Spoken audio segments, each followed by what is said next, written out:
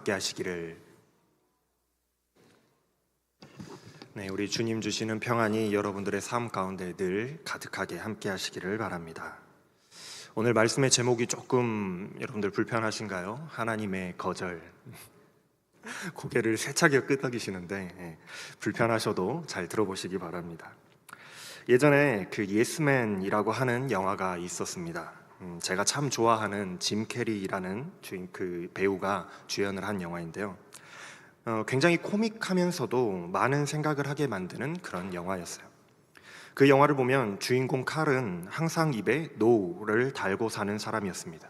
그러던 어느 날 괴짜 같은 친구의 권유를 받아서 어떤 사이비 같은 단체의 강의를 듣게 돼요.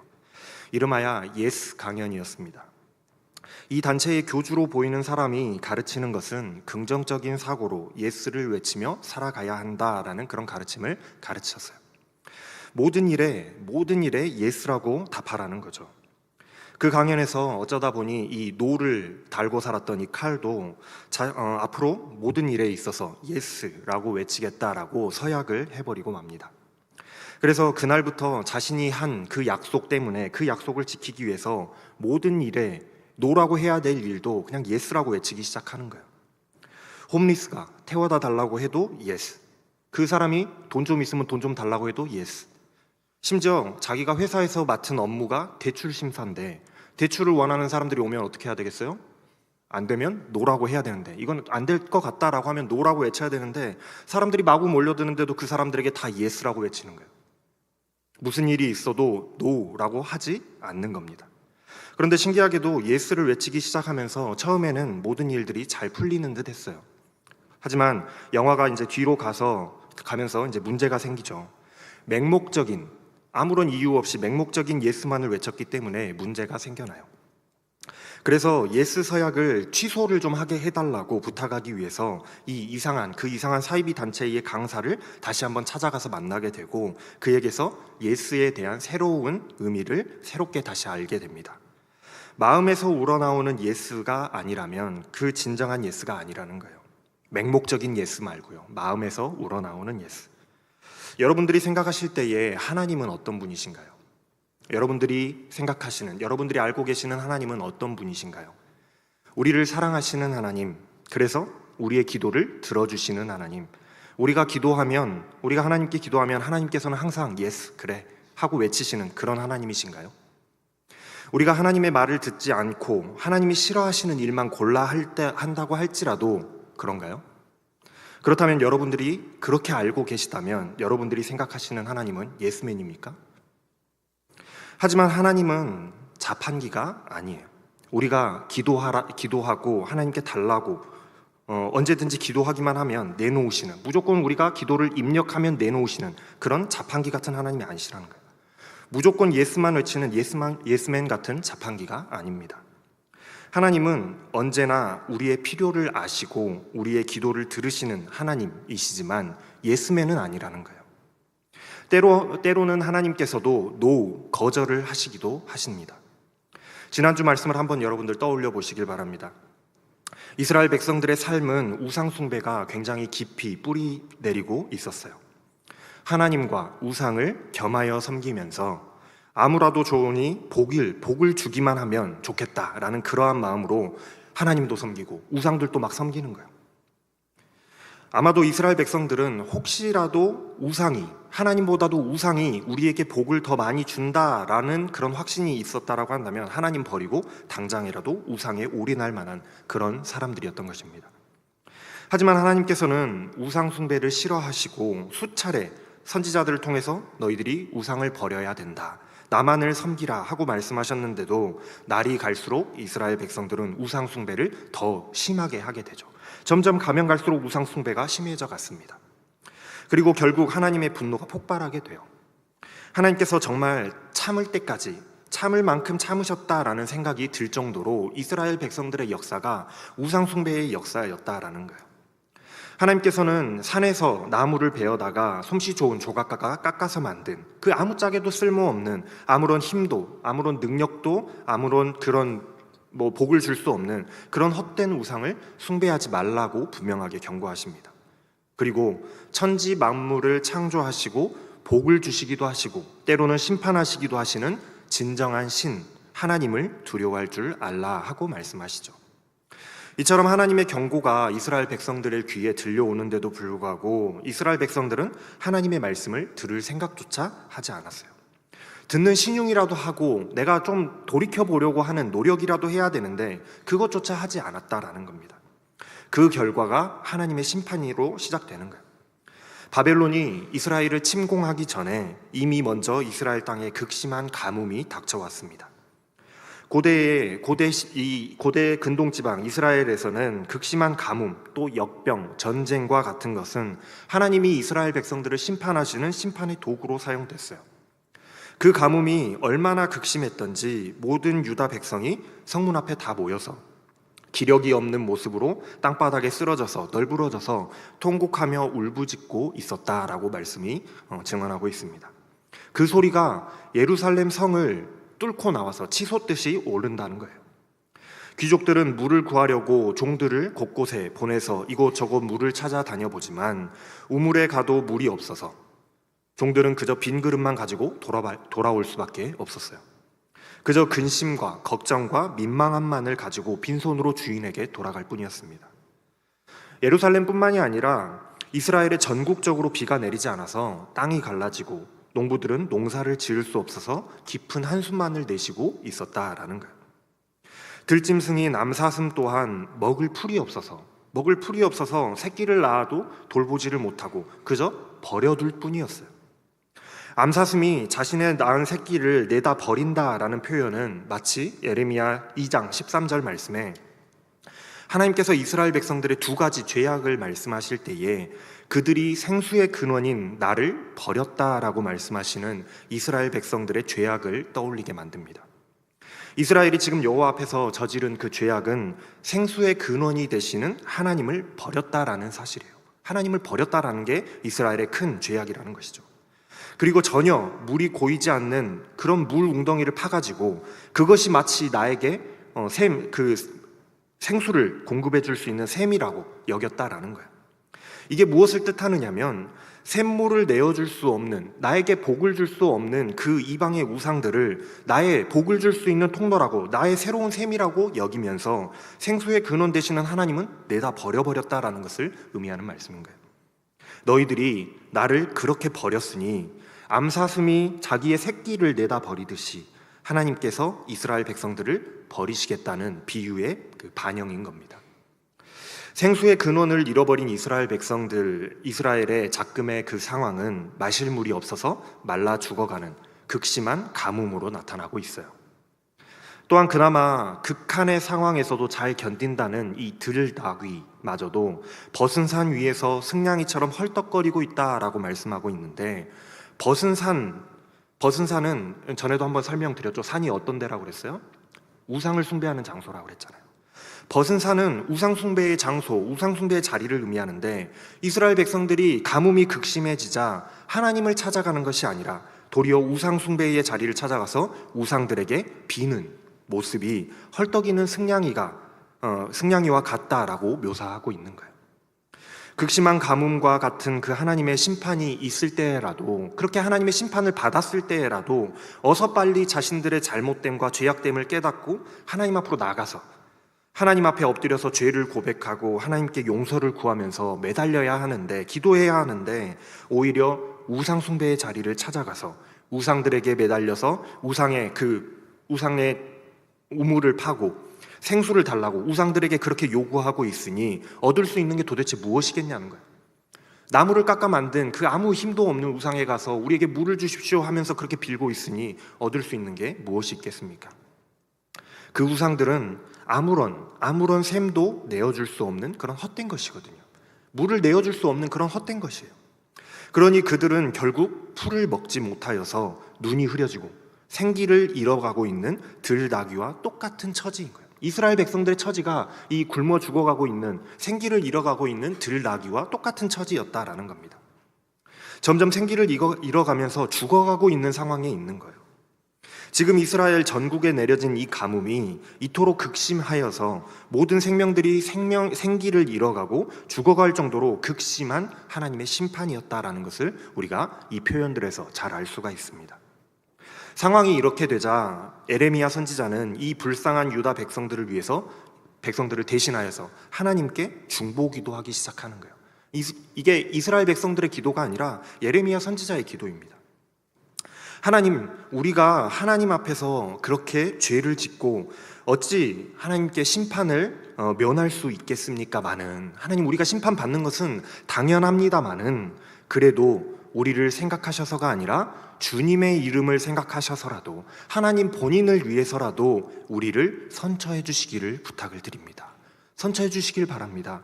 우리 때문에 주님의 이름이 욕되게 하실 수는 없지 않습니까? 우리는 주님을 배반하고 또 배반하는 그런 죄를 지었습니다.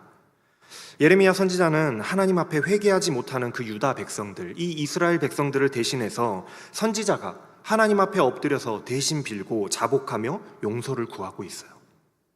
우리의 소망은 오직 하나님께밖에 없습니다. 지금 이 심판에서 건져주실 분은 오직 하나님뿐이십니다.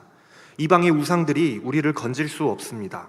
우리가 고난을 당할 때에 구해주시는 구원자시여, 어찌하여 우리와 전혀 상관없는 그런 나그네처럼 행동을 하십니까? 그냥 하룻밤 묵어가는 행인처럼 우리를 그냥 모른 채 하실 겁니까? 어찌하여 놀라서 아무것도 못하고 서 있는 사람처럼 그냥 가만히만 계십니까? 어찌하여 힘을 잃은 용사처럼 우리를 도와주지를 않으십니까? 주께서 우리 가운데 계시고 우리는 주님의 이름으로 불리는 백성들이 아닙니까?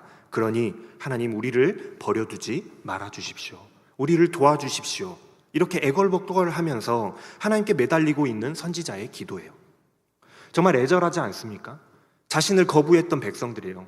예레미야 선지자의 그 선포를 거부했던 백성들이라고요. 그런데 그 백성들을 위해서 이 선지자가 하나님 앞에 엎드려서 애절하게 기도하고 있다는 거예요. 정말 말도 듣지 않고 하나님 말씀뿐만이 아니라 예레미야의 말도 듣지 않는 이 못난 백성들을 위해서 선지자는 하나님께 도와주시기를 간절히 바라며 기도하고 있어요. 그러나 예레미야의 이처럼 간절한 애절한 기도에도 불구하고 하나님의 반응이 너무나도 싸늘합니다. 하나님께서 이렇게 말씀하세요. 내 말이니 잘 들어라. 이 백성은 어그러진 길을 사랑하여 그들의 발을 멈추지 아니하였다. 어그러진 길이라는 것은 하나님이 원하시는 길이 아니라는 것을 말하는 거예요. 하나님의 길은, 하나님께서 원하시는 길은 고든 길인데, 어그러진 길이라는 것은 이스라엘 백성들의 그 우상 숭배를 말씀하시는 겁니다. 너희들이 우상 숭배하지 않고 나에게로 오는 길을, 고든 길로 하나님만을 바라보고 달려와야 되는데 너희들이 어그러진 길, 찌그러진 길, 우상 숭배의 길, 너희들이 그런 우상 숭배를 하였다라는 그 말씀을 하시는 거예요. 유다 백성들이 우상 숭배를 너무나도 사랑한 나머지 우상에게로 달려가는 그 발걸음을 도저히 멈추지를 않는다는 거예요. 하나님께서 그러지 말라라고 말씀하셨고 수없이 말씀하셨지만 그 걸음을 멈추지 않는 것을 하나님께서는 책망하시는 겁니다. 벌써 여러 차례에 걸쳐서 하나님께서 경고하셨음에도 불구하고 유다 백성들은 우상에게 달려가기를 멈추지 않았어요. 생수의 근원 되시는 하나님을 버려버리고 아무것도 줄 수 없는 그 헛된 우상들을 깎아 만들어서 그것이 우리에게 복을 주는 우상이라고, 신이라고 그것들을 사랑하면서 섬겼다라는 거예요. 그렇기 때문에 하나님께서는 유다 백성들을 받아들이지 않으시겠다라고 말씀하십니다. 이제는 이스라엘 백성 꼴도 보기 싫다라고 말씀하세요. 이제 때가 됐습니다. 하나님께서 타이르시고 어르시고 책망하시면서 돌아오기를 기다리시는 시간은 이미 다 지나갔어요. 이제 끝났어요. 이제 하나님께서는 그들의 죄를 기억하시고 그들을 징벌하시겠다라고 분명하게 못 박으세요. 그러시면서 예레미야에게 다시 한번 말씀하시기를, 너는 이 백성에게 은총을 베풀어 달라고, 복을 달라고 나에게 기도하지 말아라. 명백하게 예레미야의 기도를 거부하시는 겁니다. 거절하시는 거예요. 백성들을 위해서 기도하지 말래요. 너 백성들을 위해서 중보기도 하지 마. 나 들어주지 않을 거야. 달리 말하면 이스라엘 백성들의 그 도와달라는 부르짖음에도 응답하지 않으시고 그들의 요청을 하나님께서 거절하시는 겁니다. 그들이 이제 와서 아무리 잘못했다고 빌며 금식하여도 들어주지 않을 것이다. 나는 그들의 호소를 절대로 들어주지 않을 것이다. 그들이 번제와 소제를 바칠지라도, 나에게 예배한다고 할지라도 나는 그것조차도 받지 않겠다. 오히려 나는 칼과 기근과 연병으로 그들을 전멸시켜 버리겠다. 단호하게 말씀하고 계세요. 정말로 단호한 하나님의 그 거절의 의사를 우리는 오늘 말씀에서 확인할 수가 있습니다. 사랑하는 여러분, 하나님은요, 예스맨이 아니세요. 때로 우리는 하나님 그 이스라엘 백성들과 똑같은 착각을 하곤 합니다. 내가 아무리 잘못되었다라고 할지라도, 내가 아무리 하나님 앞에서 범죄하였다고 할지라도 하나님께서는 나의 기도를 들어주실 거야, 나의 필요를 채워주시며 나에게 응답하는 분이실 거야 라고 착각하곤 한다는 거예요. 절대로 하나님께서 나를 버리시지 않을 것이다 라고 착각합니다. 달리 말하면 우리는 하나님께서는 언제나 어느 때나 내가 잘했건 잘못했건 간에 나의 편이 되어주실 거야 라고 착각하곤 해요. 그것은 여러분 우리들의 착각입니다. 하나님께서는 우리가 하나님 편에 서 있고, 내가 하나님 편에 서 있고, 내가 하나님을 믿고 사랑하며 온전히 하나님을 향해 있을 때에, 그때에야, 그 조건 하에 하나님은 완벽한 우리의 편이 되어주시고 예스맨이 되어주시는 거예요. 그때는 예스맨이 되어주십니다. 출애굽기 34장 말씀에 보면 이스라엘 백성들과 하나님께서 다시 한번 언약을 맺으시는 장면이 나와요. 두 번째 십계명을 받는 그 장면인데, 이때 하나님께서 그 이스라엘 백성들에게 이렇게 말씀하세요. 너희는 도리어 그들의 제단을 헐고 그들의 주상을 깨뜨리고 그들의 아세라상을 찍어버려라. 너는 다른 신에게 절하지 말라. 여호와는 질투라 이름하는 질투의 하나님이니라. 우상을 다 멸하라고 말씀하시면서 나는 질투라 이름하는 질투의 하나님이다 라고 말씀하세요. 이미 출애굽 당시부터 하나님께서는 이스라엘 백성들에게 이방 주민들, 이방인들의 그 우상을 찍어버려라, 너희들이 그것들을 만나거든 그것들을 섬기지 말고 버려야 된다라고 명령하고 계십니다. 왜냐하면 하나님께서는 우리가 하나님 외에 다른 그 무엇, 어떤 것을 사랑하는 것에 대해서 너무나도 그것을 싫어하시기 때문이에요. 그러니 우상 숭배하지 말아라, 다른 것을 사랑하지 말아라 라고 말씀하신 거예요. 그래서 하나님께서 말씀하실 때 스스로에 대해서, 하나님 본인에 대해서 말씀하시기를 나는 질투라 불리는 질투의 하나님이다 라고 말씀하십니다. 질투의 하나님이라고요. 이것이 무엇을 의미할까요? 우리가 하나님만을 사랑할 때에는 하나님께서 우리의 편, 예스맨이 되어주시지만, 우리가 하나님과 올바른 관계를 형성하지 못하고 하나님이 싫어하시는 일을 하고 하나님보다 우상을 사랑하면 하나님께서는 거절하시기도 하신다는 사실을 말해주고 있어요.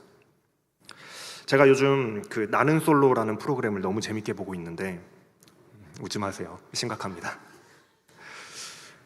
여기서 남자, 여자 많은 출연자들이 출연하지만 서로 짝이 되어서, 매칭이 되어서 나가는 사람은 그렇게 많지 않습니다. 그 많은 사람이 출연했는데도 불구하고 매칭이 된 사람은 많지 않아요.